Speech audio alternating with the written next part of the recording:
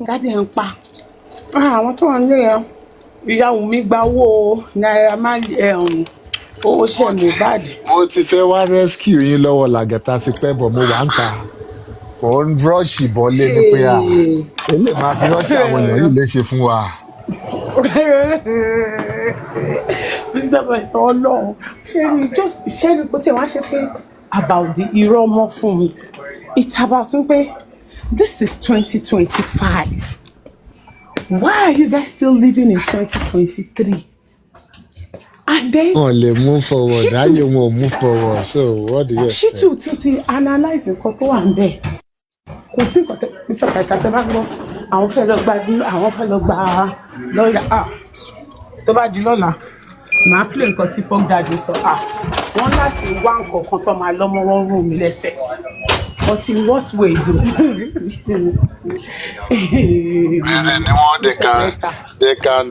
They can try all they want. Try for the rest of their lives. Their miserable lives.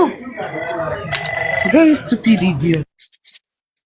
It's just so sad that this nuisance, all of them in Limoko Papo, they are still on this space. But kí la máa ṣe sí? O ò lè fi sílẹ̀ fún wọn náà. Àdìjẹ́ kọ́ ba ayé jẹ́ tán, we will be here. Because the more you look at it, you feel like, why are we even engaged or why are we listening to these people? But there is a saying that when the good people around keep quiet, evil will prevail. Evil and people, they are cancerous.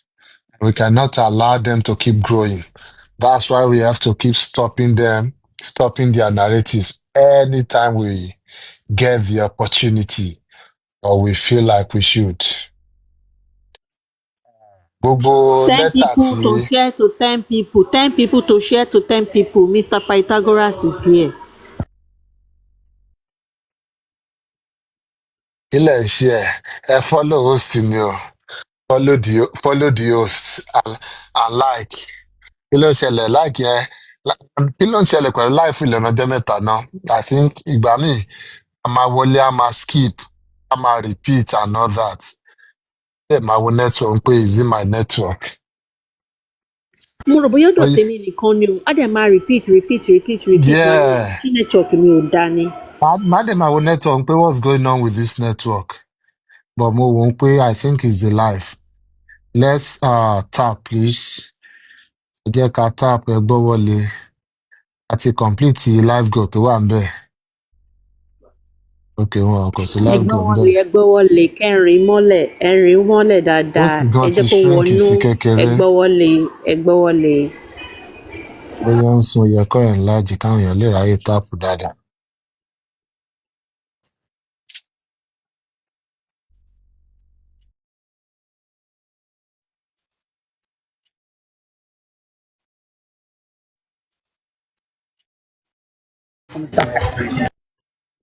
Ẹ jẹ́ ká jọ máa wojú ara wa.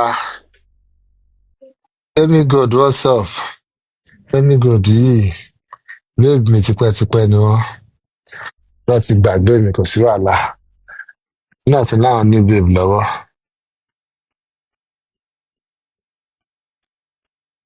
Èyọ́, where's Bene? Bene, where's Ricardo? Bèrè yín lọ́wọ́ ara yín.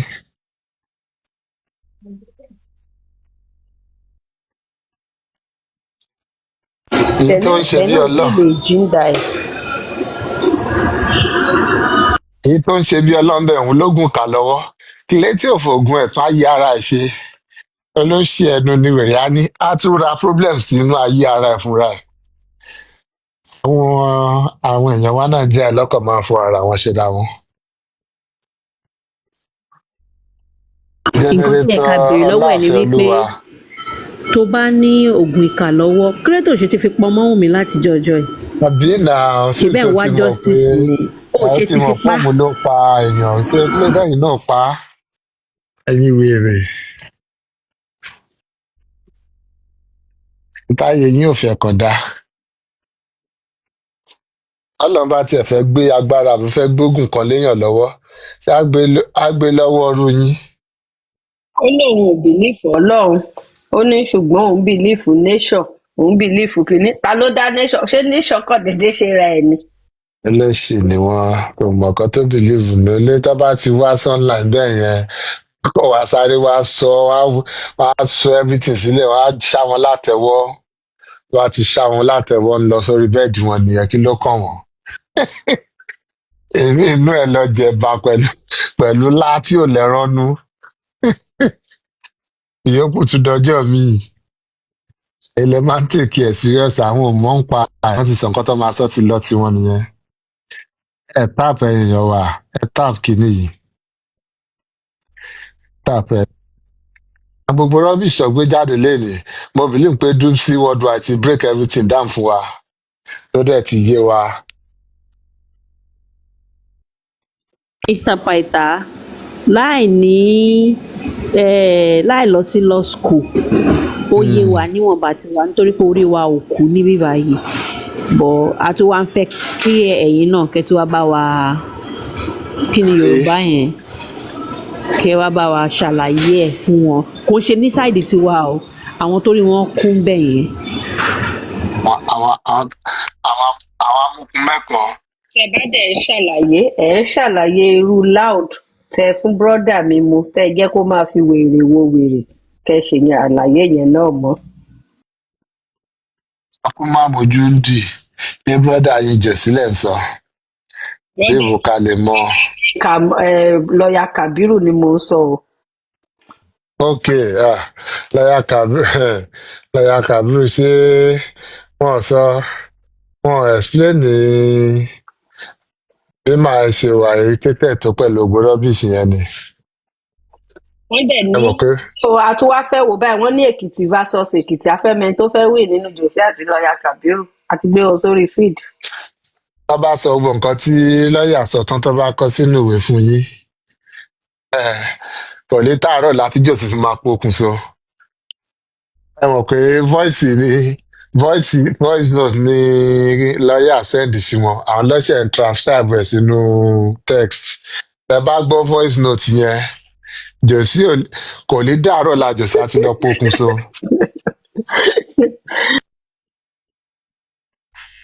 Pythagoras is mine. What's up? How are you doing? Tó jẹ́ Pythagoras is mine yìí. Ó yẹ ká mọ̀ yín o, but the account looks new anyway.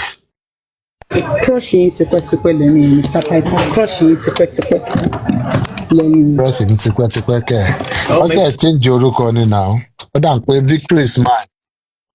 Ìjẹta ló change orúkọ mi láti gba wá sí the last. Crush yín tipẹ́tipẹ́ lẹ́nu yìí. Ẹ̀kọ́ jẹ́ ká mọ́ra ẹ jẹ́ àmọ́ra dáadáa.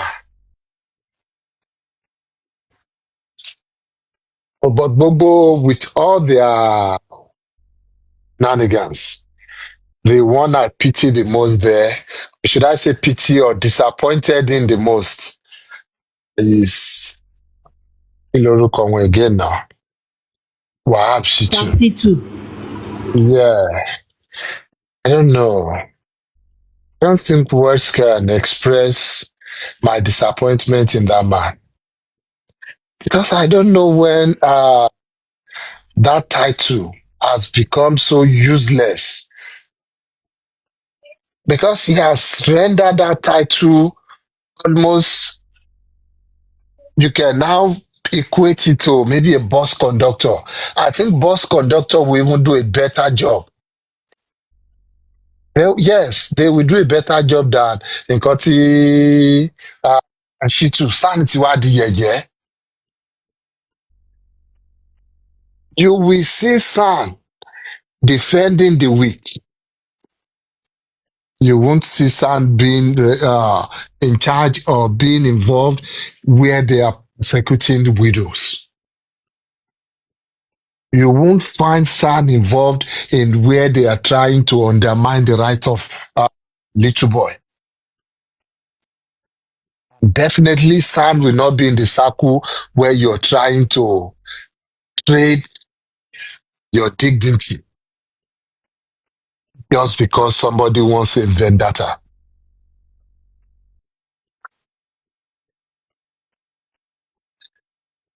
don't know.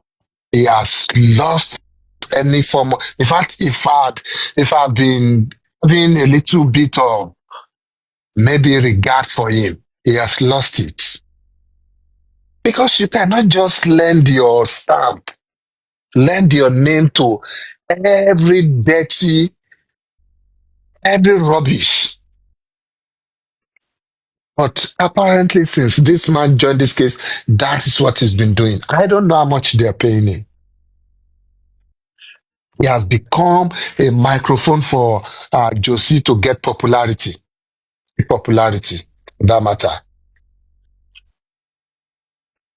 That is not what his title should be for. His title should not be for a contract to run a campaign of calumny against a widow. He should not be the one lending his voice to this kind of unholy petition. And the previous ones, the previous letters and previous campaigns he has been involved in. Because it's because of his pockets, because that is the only thing you can bring out from this.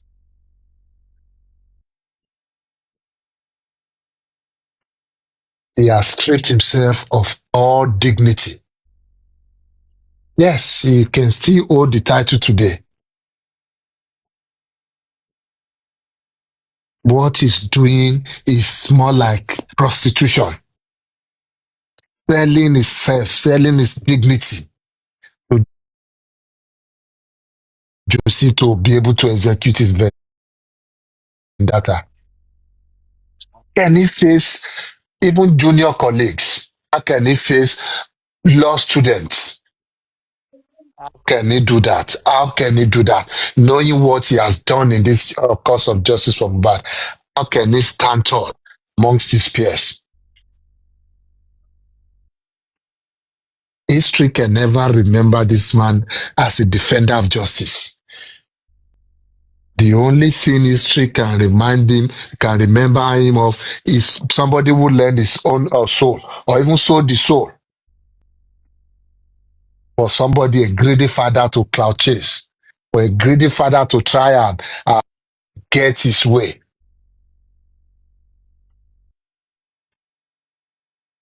I wish I can really dress this man down well. I wish I have the words to use to express the way I see him is more like an irritant to me. Because even some of these things, they're not even sound. There could have been a better way you would have gone about it. Yes, you want to work for your money. Work for your money. Work for your money. I would have done some of these things. I would just say, I'm one my journey, not a SAN. Yes, we know you didn't work for it. It's not like you got your SANship through practice. Yes, we know. It's through academics. But still, respect that title. Respect the title. Try and do something or try and refrain from doing some things. Some dignity, have some shame. Man, come on. Yes, we know Josie is greedy, is jealous, is a failure as it is. How about you? Yeah, you're not just lending some of this dignity. Can you not have something from you rubbing off on him? Maybe if we even look at it critically, maybe you guys are the same thing, or maybe you're even worse than Joseph Aloba. I'm sure if something like that happened in your own family too, you probably would be worse than this man. And with your knowledge of the law, maybe your education, you will be more vicious than him.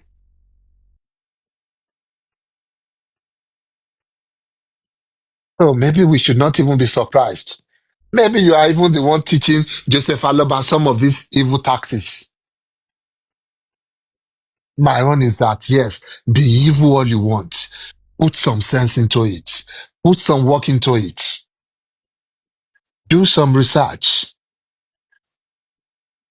Do some research. So you are asking the Attorney General to grant you fiat so that you can use it to prosecute your war, your campaign of calumny, your war of vendetta. You can use it, right? Does that serve justice? Is that in the service of justice?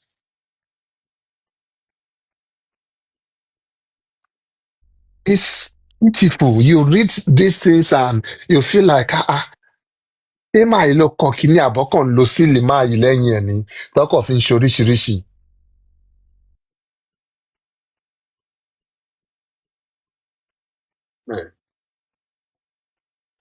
It's sad altogether. Because okay, it's something a little boy will know. You're trying to just bring in gbogbo narrative òṣì wọn. Ó dà pé bóyá ó tiẹ̀ ń jókòó sórí ọ̀dọ̀ Papariano ni or something. Fiati òsì tó ń pariwo. And you won't be surprised. Ẹ wo bóyá jáde ẹ àfẹ́ fiat. Is that how to issue fiat?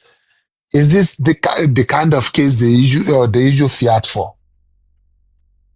If a SAN will not know that, can you now blame the Paparianos of this justice for Mohbad? Bí àwọn làgàtà tó rí wọn kú ti wá pátápátá. How can you blame the Latis if a SAN can carry himself this way? If a SAN can disgrace himself this way?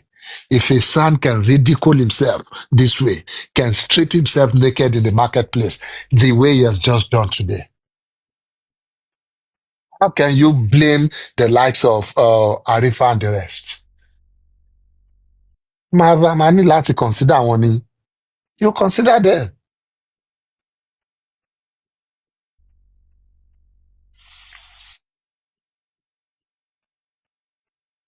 You're arguing that the coroner indicted her.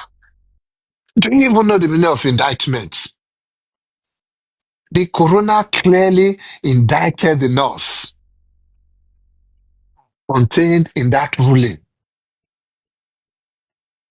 Would not be surprised you didn't even read it, or maybe you read it and you cannot comprehend. After all, you came out, you were talking about parental roots. When they were talking about something else, you were talking about a totally complete thing. I'll not be surprised that maybe Oti but kò yé yín. And in a hurry to please your paymaster, you just drafted something pé ẹ jẹ́ àkẹ́lẹ̀ mẹ́lẹ̀ yìí ẹ bá ń gbé kí n stamp ẹ̀. Orí àwọn tó ń ṣe lábẹ́ yín gan ò pé. Orí ó yẹ kó ti mú yín kọ́ lù yín pé kí lẹ̀ ń ṣe ìsà. Because at the end of the day, orúkọ wọn lọ́ máa wọ́n á forúkọ wọn pé àwọn lawyers tó ń ṣe lábẹ́ yín. Ìbá ń ṣiṣẹ́ lábẹ́ ẹrú yín, ibi ilé bá jáde, màá fọwọ́ bojú, màá wá síta wá, màá wá dìsónù yín, màá dress yín down, màá bú yín. I don't care if I have to lose my license because of that.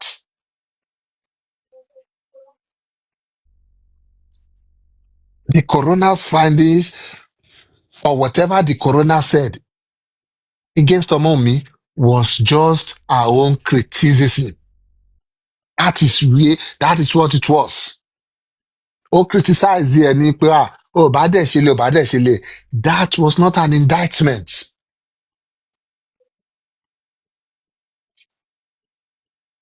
Yeah, she was saying maybe she should have insisted on maybe taking him to hospital emergency service or something like that.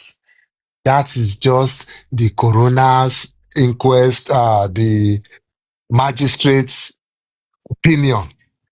To put it plainly, it is just our opinion.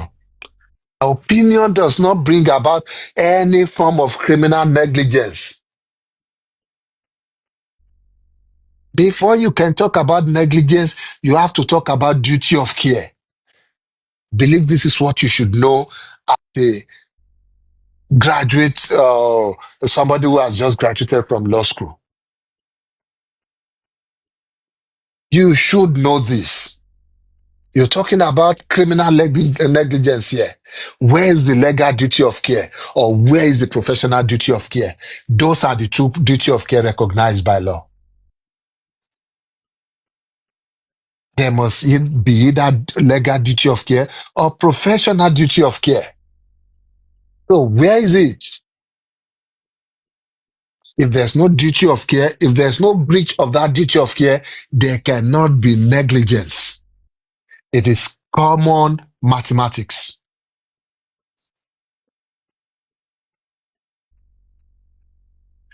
Mom is not a medical professional. There was a nurse present there. Yeah, quack or not, there was a nurse present there. The primary duty rested on that nurse at that point, not on Omomi. And the coroner magistrate made that clear, that ruling. But because of your evil imaginations or workings, you wanted to twist things around. Yes, for illiterates on your side, because they don't read, I'm sure none of them read the ruling. Ó ti máa long jù fún wọn, wá wọn pé àìrọ́ kí là ń fẹ́ fi lè ṣe. So that's why you thought of coming out to throw words around, write 2 pages later and all that. Maybe that will throw them off. Fẹ́ bamboozle wọn. You can't do that with us here.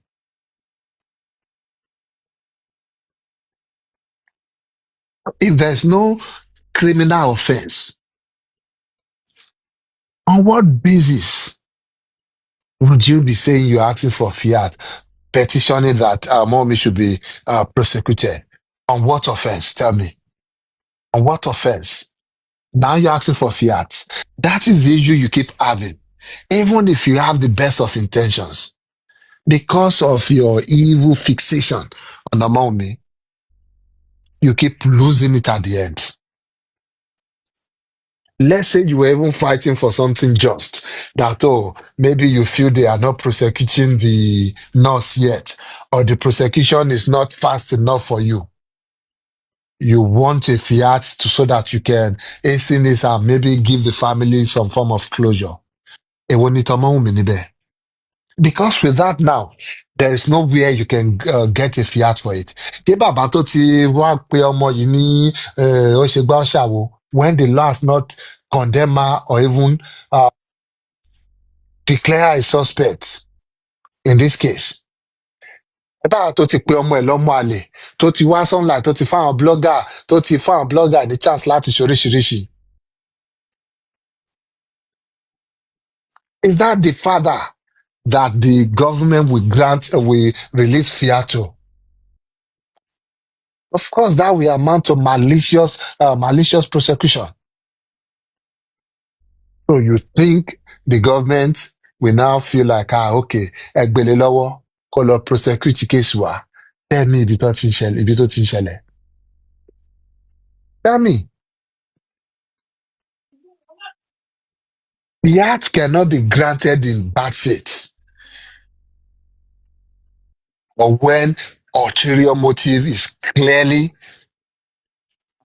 visible somewhere. This we all know what you have. You've come out to call these lady names. Even while the coroner's inquest was still ongoing. Tell me, what will now grant you fiat? Lọ́mọ tó ti condemn lọ́kàn ara ẹ̀ tẹ́lẹ̀. So tell me, even tó bá ti hàn pé bóyá ọmọ iṣẹ́ ẹ̀ṣẹ̀ kan towards the criminal prosecution, how can you be fair? Because even when you're prosecuting a law, you still have to give whoever you're prosecuting the benefit of doubt. Why do you think the maxim comes like you're guilty or you're innocent until proven guilty by the court of competent jurisdiction? What is the fairness there? So, but you, this young lady, you found her guilty already without even dragging her to court yet. So tell me, if you're not giving fiat, tell me how you will not misuse that power. Tell me a responsive government or Attorney General will not grant you such a request. In what word? In what word will that happen? where we clearly have evidence that you are cyberbullying this young lady.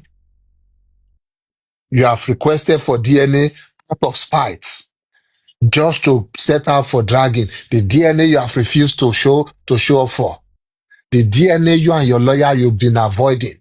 You've been avoiding calls from the court, from the young lady's lawyer. But you're quick to write petition that you want fiat, you want to prosecute this, you want to prosecute that. When clearly we know all you're talking about or all you want is inheritance, is Mohbad's money. So clearly you have vendetta. You do not have any genuine pursuit of justice. Who will now carry fiat and say, Yagba fiat you, not prosecute you afunwa. It will undermine the use of fiat itself. Fiat will only be granted when there's public interest. If it will promote or enhance the cause of justice. Tell me how granting you fiat here will promote justice when clearly you have it out for the young lady. You have case in civil courts. They should now give you criminal power so that you can influence whatever case you have in civil courts. 34 policy rara SAN Shittu. Yes, we can't bank Josie is evil in everything he's doing. SAN Shittu, can you just sit down a minute and think about these things before coming out and opening your mouth through your letters or your submissions? They say you back pray more. If you've totally lost it and you can't even find your way again. If you share it now, nígbà lẹ ṣe ìyàwó fọmọ níjọsí ẹ fiṣẹ́ ìsílẹ̀ yọ pé a máa mú nǹkan wá lé fún yín ẹ̀yin máa rí nǹkan jẹ.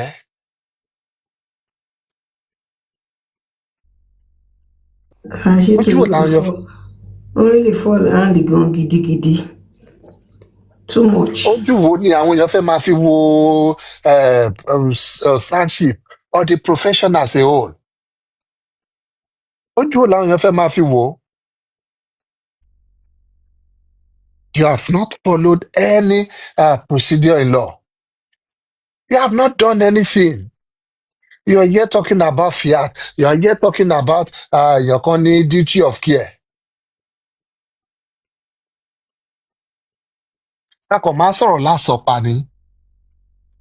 See, this issue of justice for Mohbad,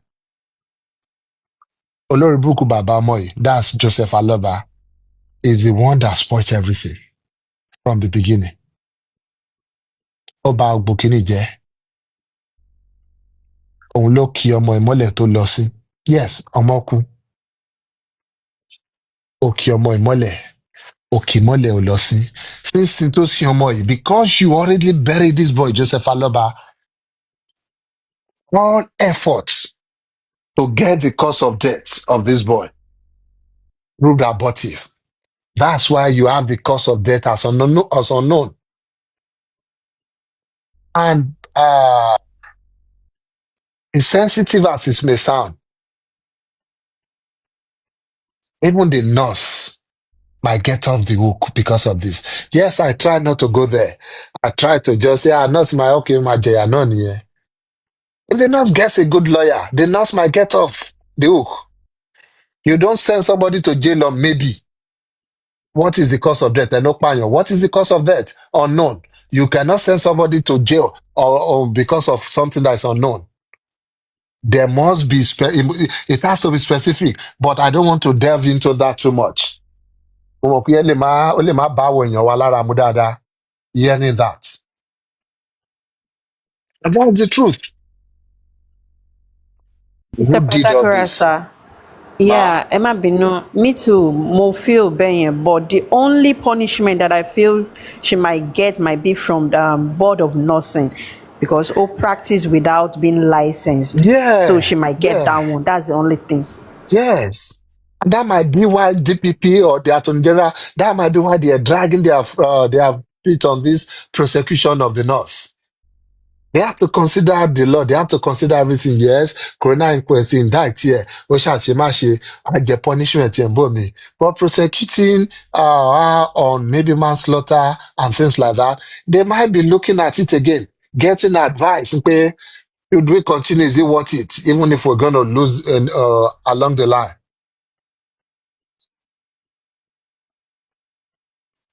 That might be why it looks like, oh, kí ló ń ṣẹlẹ̀ lórí case yìí. Maybe they're still trying to see how to get something out of nothing here. If the North can get a decent lawyer, yes, well, it will be a slap on the wrist for her eventually.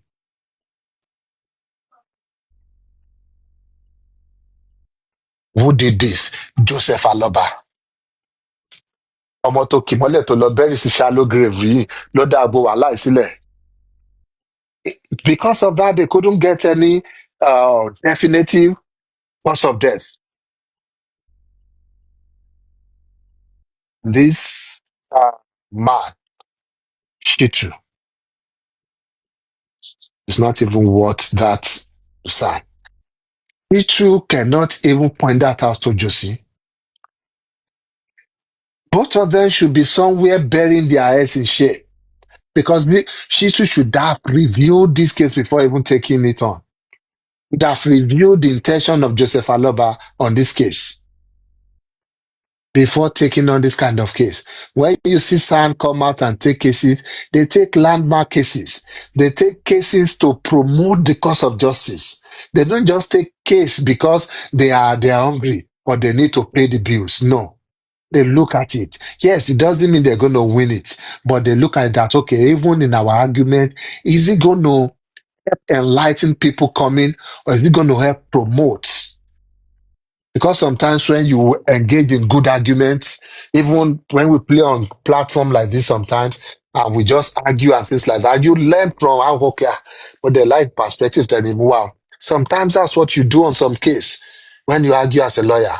You learn new things. You might not win the case, but you'd have gained something in the argument. Irú àwọn nǹkan tẹ máa rí táwọn SAN ṣe nìyẹn, not this kind of case. Wà lọ defend it, wà lọ monitor corona in question because you are not even defending the man. You're not defending him. Wà lọ monitor case fún wọn. Láti bẹ̀ ń kọ petition kan lọ pé àwọn tó ẹ fẹ́ lọ prosecute àwọn tó wà nílé on what crime? There must be a crime if you want to prosecute somebody. Ogami, does Yes, ma'am. this thing that he has written now, does it not contradict what he said on that day of on the interview on that day? The If a man lad- himself is a bunch of contradiction himself. He is contradiction personified. He's confused. He doesn't even know. You come out to talk about parental rules. You come out, you applaud the coroner inquest decision. You come out, you say, oh, it has been established. There was a scuffle. There was a this. And at the end of the day, you still come out and say something else. Think a struggle, Shittu.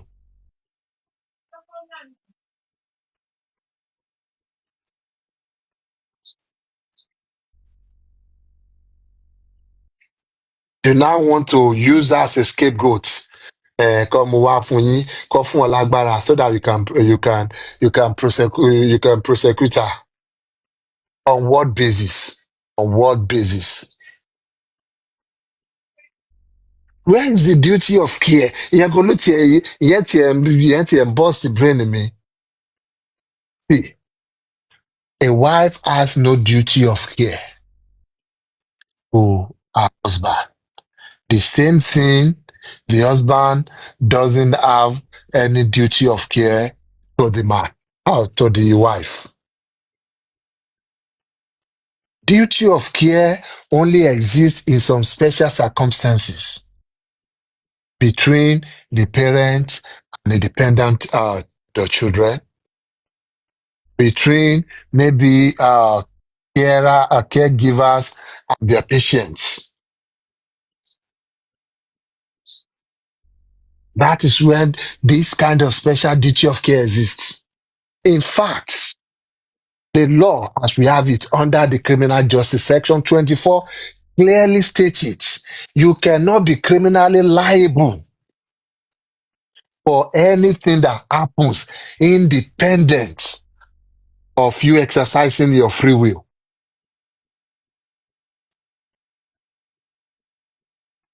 Yes, let me break it. Let somebody be dying beside you. If the dying is independent of you, if you had no involvement in it, you didn't cause the dying, or you didn't do anything in the process to fasten the process of the dying. If you decide to look away and the person died, you are not criminally liable. Yes, morally people might look at it somehow, but there's Shenkoko. That is where it ends. Kéèyàn máa yí kọ́lí lẹ́gbẹ̀ẹ́ yín. If you decide to exercise your will of not doing anything, looking away, no law can hold you responsible for looking away. No law, nothing. So where's all this stupid talk about duty of care? I was listening to Papadiano and the bunch of fools with him. Them talking about duty of care here, duty of care there. She should have taken him to the hospital. Come and take her to hospital. He owed no duty of care to Mohbad. Nothing. Mohbad ò ń ṣe ọmọ ẹ̀, kò ń ṣe bébí ẹ̀, kò ń ṣe ọmọ tó ń muyàn láyà ẹ̀.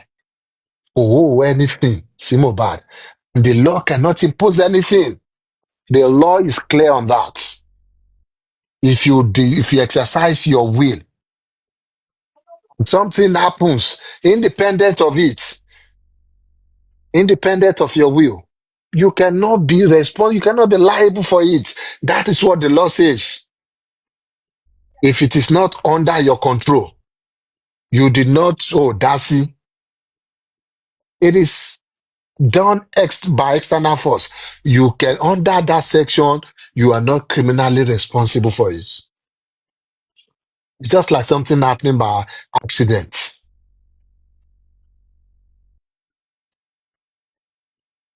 So there's no negligence here. And people are now talking about, negligence in you. Is someone me a doctor? Is Mohbad a patient? Is someone me an employer? Is Mohbad the employee? That might be okay. There's a special duty of care there. But when the guardian in Mohbad, the caregiver for Mohbad, is Mohbad under care? No. There he was quoting some stupid case law. That's Papariano. Forgetting to explain to his people what the case was all about. If you assume a responsibility for somebody, I want to care for you, then you have placed yourself under that bondage of being of responsibility. You've assumed responsibility, then you have created a duty of care. Now you have to act, in accordance. Somebody is healed, and you assume responsibility as their carer. Yes, but it creates a duty of care. Yeah. That's the case. Tí idiot tí ń quote fún wọn, tí ó explain the foundation ẹ̀ fún wọn, tó ní òkè court now found ń pòkè ó ní duty of care nítorí ó jẹ́ aunty ẹ̀. Yes, the young lady assumed responsibility to take care of the person. It's more like a contract that don't worry, I'll take care of you. So you're in breach of that. If you did not create an enabling environment for something, you can, in fact, let an accident happen on the road and you're passing by. Let 1,000 people, even if 1,000 people are on the floor and you decide to do nothing, nobody can hold you responsible as long as you were not involved in the accident.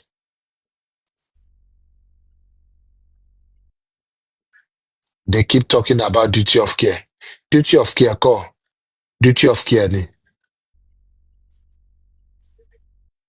So where did the coroner inquest indict Omomi? Nowhere. Nowhere. You now want to twist the judge's observation. You want to twist it into a weapon of persecution. Because she observed that, maybe she could have done this or she should have done this. You want to twist that, now make it look like, that's more like an indictment. You've forgotten what the judge said about Joseph Aloba being an irresponsible father, being a failure of a father.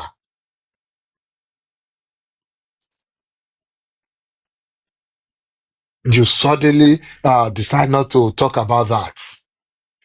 That this man, in fact, put us in this jam that we are in today. If everybody walks free on this justice for Mohbad, it is because of Joseph Aloba.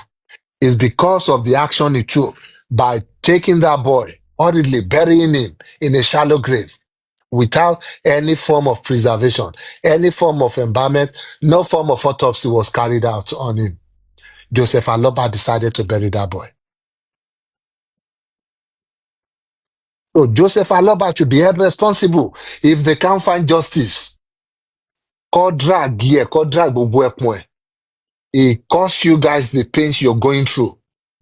Ẹ̀yin supporter àtẹ̀yin tẹ́ ti kúrò lẹ́yìn ẹ̀, Joseph Aloba òun ló kọ́ sí ní gbogbo pains ten go through yẹn, gbogbo ẹ̀yin feel lọ́kàn yín yẹn, Joseph Aloba ló ń jẹ́ kí gbogbo palpitation yẹn kó máa ṣẹlẹ̀. That's Joseph Aloba. Hold him responsible.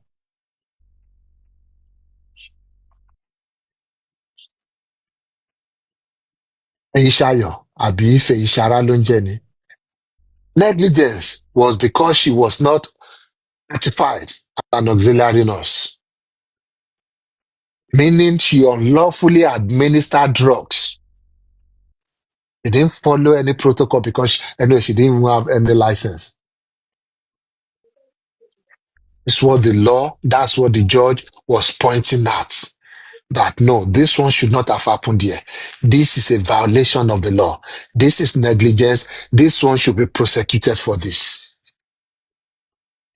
Desperately, you want to shift the blame to Omomi.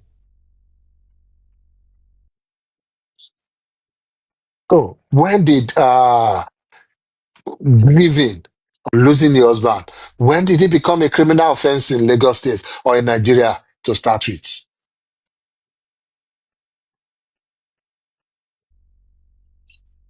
Where is the causation? If you say you want to charge her for this, where is the causation? The coroner, the judgment, the observation, or the ruling at the end of it said the most likely cause of death is some medical misadventure.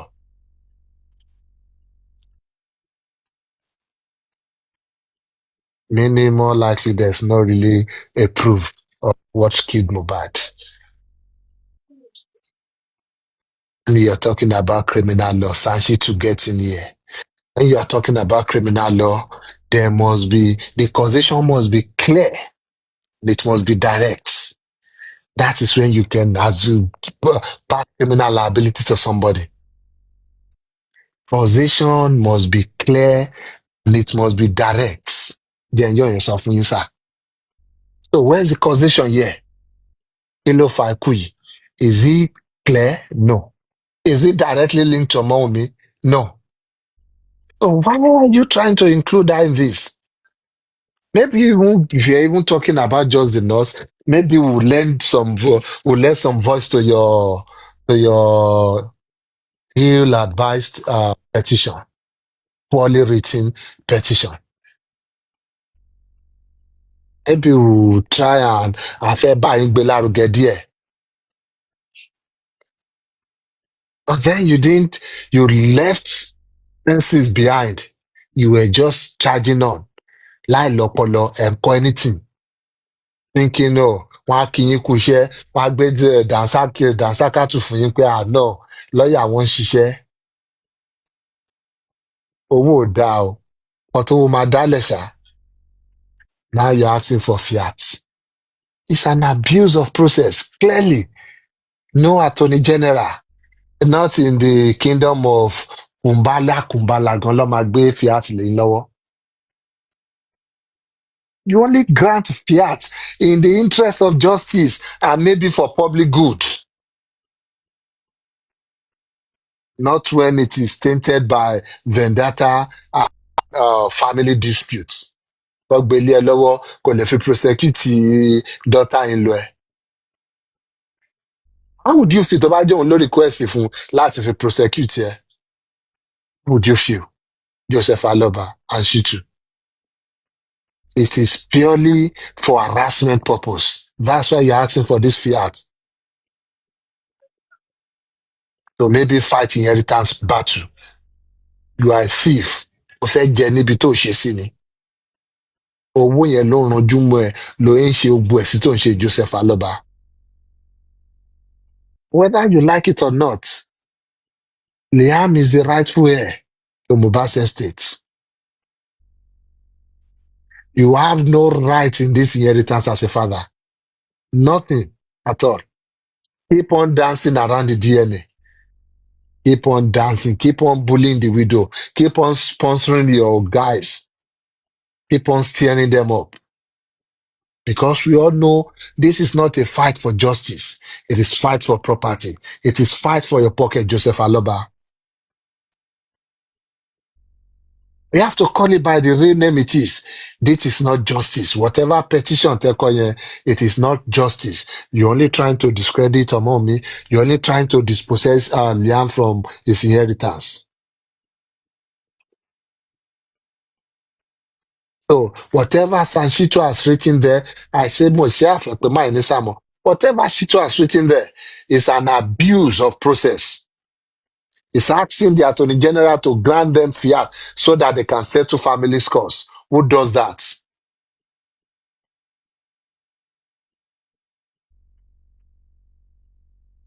Who does that? When you grant fiat, you grant it when the state doesn't have resources to prosecute a case. Maybe all their resources are tied down. This one is taking longer than usual. Then they can say, okay, let's grant a private lawyer. Let's grant them the power to prosecute this case on behalf of the state. That still doesn't take away the rights of the Attorney General to withdraw, to stop, to continue, to discontinue, to take over the case at any time, at any point during the prosecution of that case. To grant fiat in a case where it looks like, oh, the government will not be able to do their job perfectly. For example, maybe if the offender, the suspect, maybe is a top politician, maybe still in government, and it looks like they might get away with the whatever they've done. Yes, the government might decide to do to deal honorably in that case. And in this case, don't worry, let private lawyers prosecute this case so that it doesn't look like we're trying to cover up something. So tell me, which one applies here? Shama Omiti, the politician. Shama Omiti, the politician. Tábà pé torí pé òun ni vice president, wọn ò ní lè ṣe ẹjọ́ yẹn dáadáa, ó ti ní gbogbo lọ́ọ̀yà lọ́wọ́, ó ti ní everything lọ́wọ́.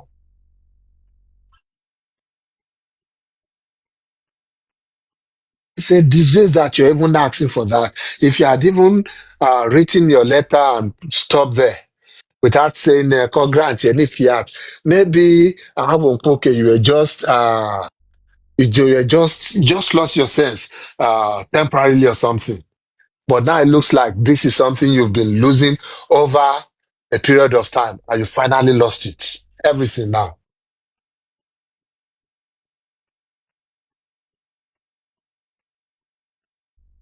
So I don't have much to say. Joseph Aloba, you have turned whatever I don't call it money. You have turned it into a marketplace instead of protecting your family. You have put a big target on their back, leaving the whole world, the social media to bully them here and there. You did that. Yeah, if not for the well-intentioned people who stood up that, no, this cannot continue. Whatever you're doing, nobody can call it fatherhood. It is pure evil. It is pure evil. You didn't even want the law to work anymore. You want to hijack the law itself now. You want to turn it to your own personal weapon. Use it to prosecute whoever you want to prosecute. Gbogbo àwọn tí ò gbọ́ràn sí ẹlẹ́nu, gbogbo àwọn tó bá sọ pé kó kó gbogbo ogún ọmọ ẹ wá, kó jẹ́ kó pín kó decide. Kó ṣiṣẹ́ olórí ẹbí, kó ṣe bàbá àsìkú. You want to go after them now. Ó fẹ́ kó wẹ̀ tẹ ikú dà. Just when you think these people cannot be crazy or crazier, they come up with something you've not seen before.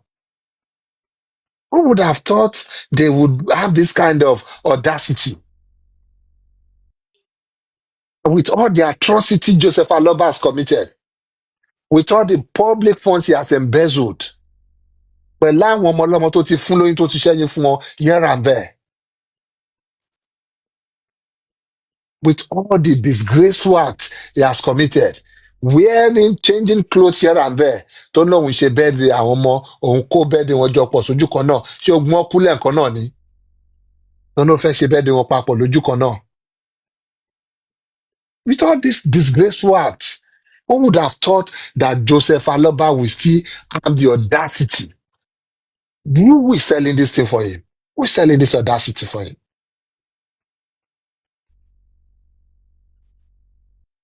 Often any fiat, not prosecute you, even giving them ultimatum in this.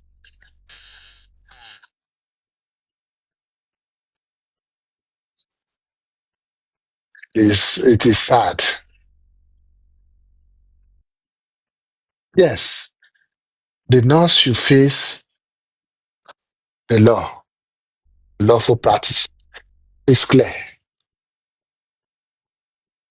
But mommy remains blameless under the law. She's shielded by both the justice system and common sense, which they say is not common. Under our law, under our justice system, nothing can happen to Maumi. It's covered on all sides. And from common sense too. For people who still have theirs intact, You should not even be talking about this justice for Mohbad, and you'll be talking about Maumi pẹ̀lú ojú bóyá suspect àbójú ń pé ó ṣe nǹkan tí ò dáa. Ojú àánú ojú ẹni tó jẹ́ pé everybody should be pé how can we make this young lady whole again? Ojú tó yẹ kẹ́ máa fi sọ̀rọ̀ ẹ̀ nìyẹn, ojú tó yẹ kẹ́ máa fi wò nìyẹn. You're not suffered enough.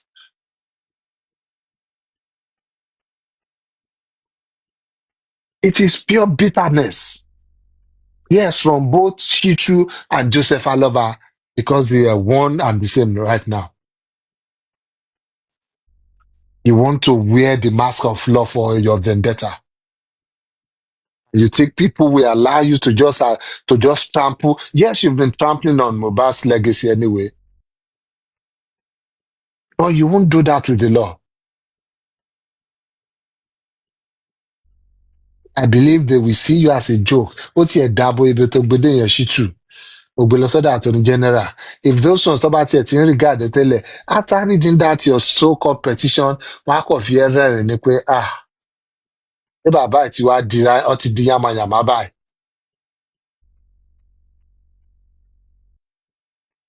Wọ́n lè sọ pé host ẹni event kan tó ń pa àwọn SANS kan pè é síbẹ̀. How can you stand tall tí irú àwọn Fálànà bá dúró? How can you stand pẹ̀lú wọn? Kí ló fẹ́ sọ pé legacy ti ẹ jẹ́? What can you say? What will you say? Pé, legacy tèmi leléyìí o, this is what I achieve o. What will you say? I will not ask you to stop disgracing yourself, oh. Continue disgracing yourself. Just continue. Bí tó bá disgrace ara ẹ dé, ìwọ náà á rí bẹ́ẹ̀.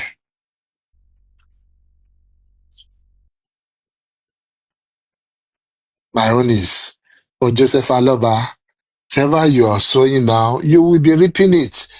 The day of reckoning is fast approaching. Ojinamo at all, it is fast approaching. Keep running, keep dancing here and there. It is fast approaching. This people might be wondering, why am I having it this much for Shittu? Because yes, even some of this stupidity that's not open to most people, I've seen some of it in the background. I've seen some of it in the Kila Makwe inner room. We've seen some of his letters. We've seen some of his defense. We've seen some of his objections. They are all laughable. You see this one, you feel like, oh, this is the height of stupidity. When next you will hear from Shittu, you feel like, there's stupidity in Gongasilo Jojumoni. If we just bring something out of the thin air from nowhere, wọ́n ní wọ́n fún yàn wọ́n fáìlì kéèsì defamation against yàn ó ní wọn ò fẹ́ ní ṣùlọ́kà. That was your defense. Then you later came back and started saying wọn serve ní pre-action notice when that was clearly served, when even in this case it is not even compulsory. The man doesn't even look at what the law is saying about something. I don't know. I think somehow, somewhere, where Papariano Law advice is Shittu behind the closed door.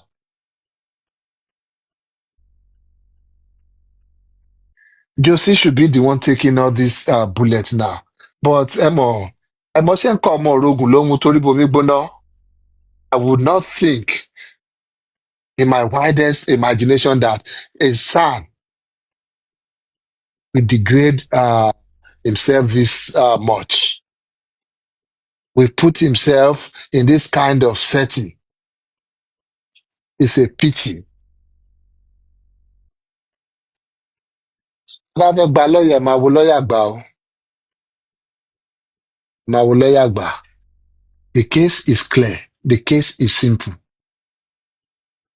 Oba died.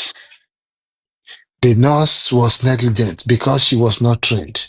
She doesn't have any certificate to show.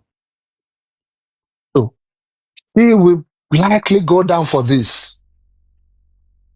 There is no evidence whatsoever. Or the first sue of Egba Fiatinsi to do what? To sue. With what evidence? Tell me. Ṣáwọn evidence yóò ṣe tẹ́yẹ àwọn propaganda táwọn Papariano ń gbé kiri yẹn. She should have given him breast to suck. Or she should have given him rice. Or she should have bathed him with water. Tell me. With all those conspiracies, is that what you want to take to court? Ṣé nǹkan tí Fálànà tó fi gba Fiat tó fi ṣe kéèsì iṣẹ́ Adégòkè Àbádédoyin ni? Because that will probably be your reference point. Pé ṣebí what's it called? The family, they requested for Fiat from the government lórí kéèsì Adédoyin and they were granted Fiat. Fálànà prosecuted the case. That is somebody who has stood for justice all his life. Number one. And number two, because they know that the family were actually looking for justice. They were united in looking for justice.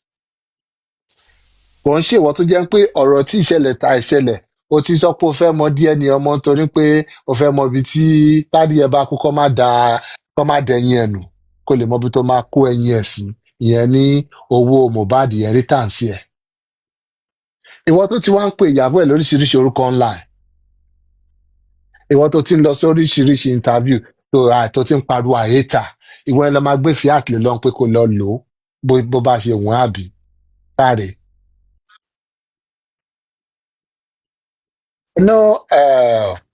People are not deceived by gbogbo shenanigans in here. It's just another attempt to show to your paymasters that you're working, but yet another failed attempt. Because now you've now showed them your true self, that you just somebody called SAN. You don't even know the letters, not to talk about the spirit of the law.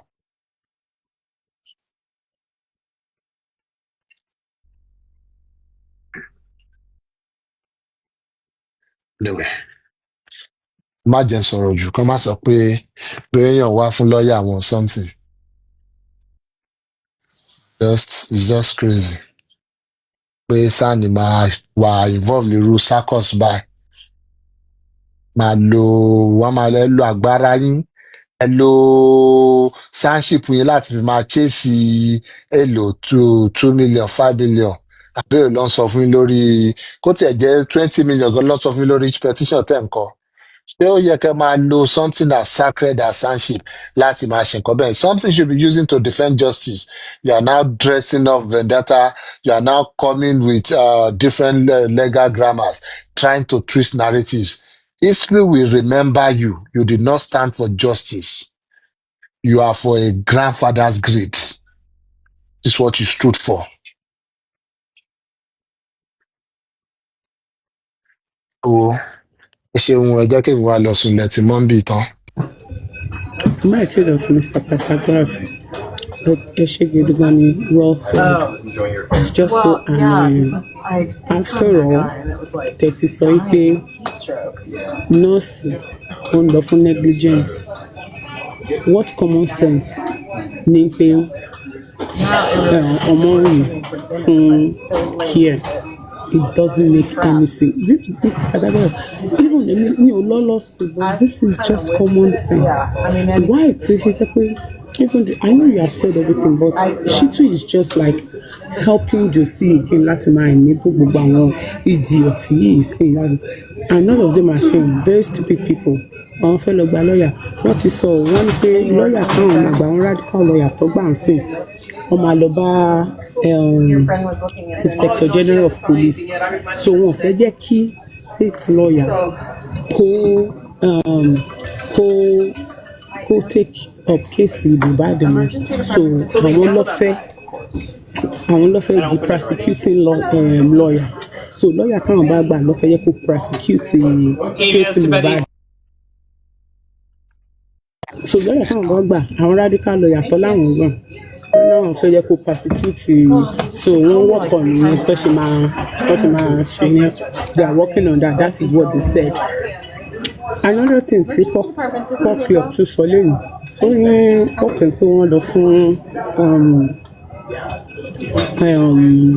kéèsì Josie àtọmọ́rùn ó ní ìbọ̀gbà tán wá dé court wípé wọ́n wá rí pé lọ́ọ̀yà ọmọrùn kò ṣe very very big mistake gidi gan-an ó ní mistake yẹn ti pọ̀ jù tí lọ́ọ̀yà ọmọrùn ṣe ó sì wọ́n wá tún postpone kéèsì yìí ó wá ń sọ ó wá ní kàn máa wò ó ní bẹ́ẹ̀ ṣe máa postpone kéèsì yẹn títí tó máa fi dẹjọ́ yẹn nìyẹn. Ó sì wá sọ ó nígbà táwọn bá Shittu sọ̀rọ̀ nípa ipa DNA gain ó Shittu sọ fáwọn pé VDM àti Josie lọ́jọ́ máa lọ síbi tó ti fẹ́ lọ gba sample Mohbad àti tó máa lọ gba sample Liam so wọ́n dẹ̀ máa sọ tó bá dẹ̀ ti gba sample yẹn tán wọ́n dẹ̀ máa sọ ibi tó ti fẹ́ lọ ṣe DNA yẹn pé bọ̀ tó ń ṣe Vincent Aloba. Ṣé Vincent Aloba la ló ń jẹ́ VDM? But this is Aloba. The same GDM, Joseph Tako Jẹun. Ó máa wà ń bẹ̀ pẹ̀lú Joseph Aloba níbi tó ti máa lọ gba sample. So àwọn méjèèjì lọ́jọ́ máa dúró. So tó bá gbà kan, wọ́n máa sọ hospital tó ti fẹ́ lọ ṣe labroad. Ń pé gbogbo ẹ̀, ń pé transparent náà, ń pé kò sí nǹkan kan tó fẹ́ fi bójú nínú gbogbo ẹ̀ kọ́ máa wọrí.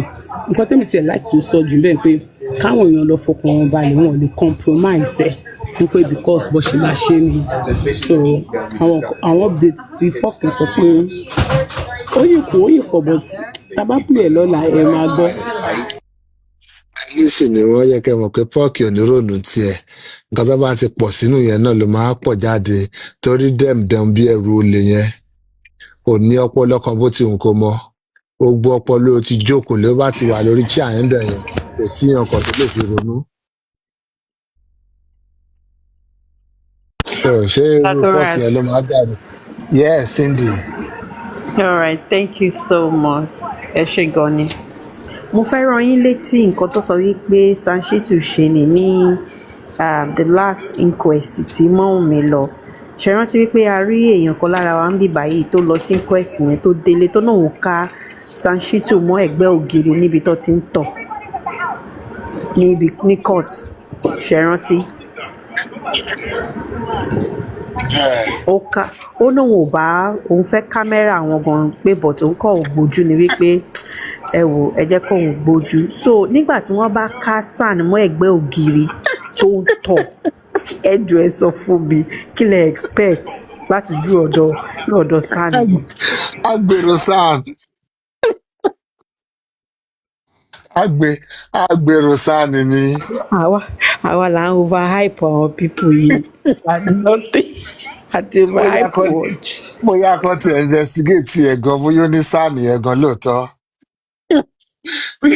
bóyá kàn fi decorate ni bóyá tó yàn kan ló gbà tọ́dé yóò lè ṣiṣẹ́ fún SANship bẹ́ẹ̀ yẹn kí wọ́n máa fi ṣe rọ́bìṣì kiri. mi ò parọ́ ẹni yẹn sọ wípé ara ẹ̀ ò balẹ̀ ṣe lóyún ó ń gbọ̀n bí èèyàn tó ní ADHD or bí ìgbà tẹ́ pé ó ti gbà nǹkan yó kó tó wá sí but we know all these people now how they behave ẹ mọ̀ bóyá máa ń ṣe ni pé ìṣe lára ò balẹ̀ ṣe ló ń gbọ̀n kiri ló ń gbọ̀n kiri pé wọ́n pé ṣé SAN náà lélẹ́yìí. SAN tí ò ní level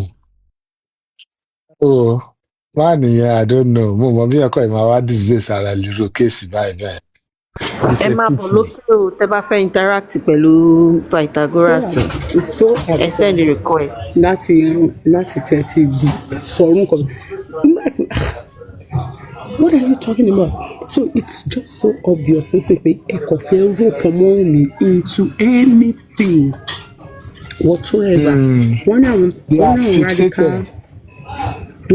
wọ́n náà ẹ̀mọ̀kan láti gbọ́ nǹkan tí àwọn because wọ́n ní Shittu náà pé ó mọ nǹkan tó ń lọ lórí TikTok so wọ́n láti gbọ́ nǹkan tó ń sọ so nísìnyí the battle tussle between Papiriano àti Comfy Papiriano sọ pé bóun ṣe máa ń bú Shittu tóun máa ń correct Josie tóun máa ń bá wọn sọ̀rọ̀ gbogbo ẹ̀ ní Shittu gbọ́ ni Shittu fi lọ ṣe nǹkan tó ṣe yìí Comfy ní gbogbo èpè tóun gbé Shittu ṣe gbogbo show tóun ṣe fún ló jẹ́ kí Shittu kó lọ ṣiṣẹ́ ìbíṣẹ́. kó lọ ṣe ẹ̀sìn ló jẹ́ kí Shittu lọ ṣe ẹ̀sìn.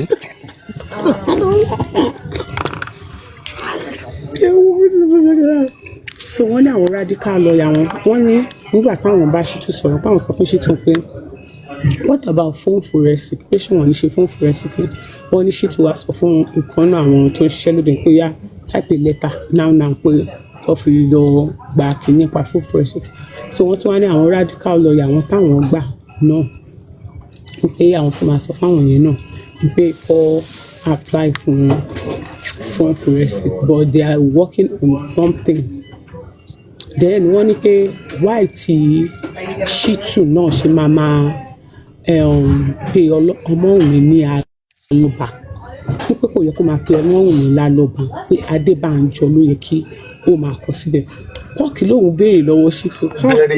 bẹ́ẹ̀ni Shittu dànù.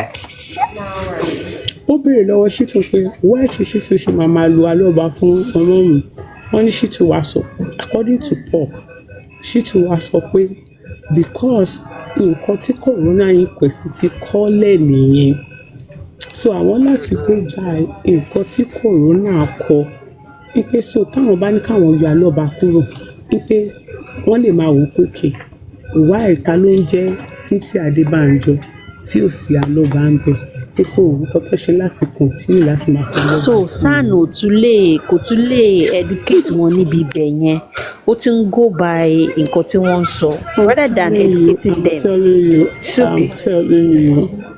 I'm telling you, Ọlọ́run. wọ́n ti fọpọlọ sáàni wọn yáwó ni wọ́n má tiẹ̀ jẹ́ pé bàbá yẹn ní terminal disease kan something ó yà ló dẹ̀ ń ṣe rédèrèdè torí pé yẹ kó júyàn máa ráre tó tó yẹ.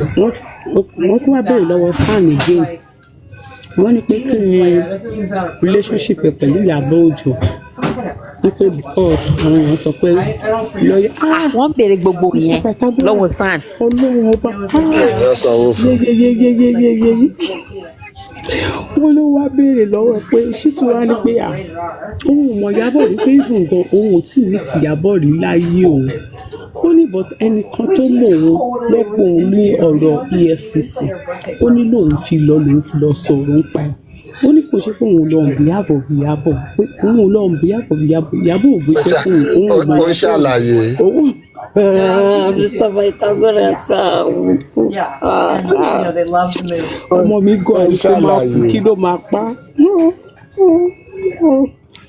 lórí èlò ó ń ṣàlàyé ó ṣàlàyé gidi gan SAN Shittu ṣàlàyé tẹ bá gbà àwọn question arìndì tó ń bi má nìyí tẹ bá gbà àwọn question arìndì tó ń wọ́n wá sọ wọ́n wá ní lórí ìgbà tí gbogbo wọn jọ jókòó yìí wọ́n níbẹ̀ ní Ngozi olórí Rẹ́gẹ̀jì bẹ́ẹ̀ ló ń kọ́ tí gbogbo ṣòtì kan fi ṣe fún Shittu ló ń ṣẹ̀dẹ̀ wọ́n ní Shittu wọn sọ fún pé ẹ máa wo iṣẹ́ tí rí o àwọn ṣó yẹn ló ń bí wọ́n. ọlọ́run tiẹ̀ ṣe báwo lọ́lọ́run tiẹ̀ ṣe ń fa àwọn wèrè kẹwọn ní lọ́ọ̀yà báyìí náà. Mr. Pythagoras ó tún jẹ́ kọ́ mọ̀ pé wọ́n ti pè ló ṣèdí.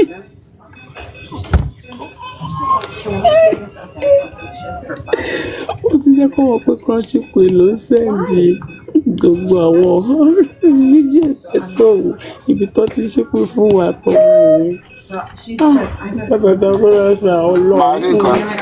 a máa rí nǹkan tí jòsì ti ṣe fọ́lá inú ẹ̀ burúkú ẹ̀ lọ́lọ́ tí ń fa àwọn lọ́ọ̀yà wèrè dá lọ́lá pé ìsídà kíkanná ayé máa jọba ayé ara yín jẹ́ dànù ni ẹ̀rí nǹkan tó ṣe fún Shittu ta lérò pé láìpù Shittu máa rí báyìí kó tó wọnú justice for Mohbad for 25 million you cannot say no to that ó ta dignity ẹ̀ ó ta sanship ẹ̀ ó ta sense ẹ̀ ó ta ọpọlọ ẹ̀ ó ta years of education ẹ̀ years of experience the man sold it on a platter of not even gold here now on a platter of copper.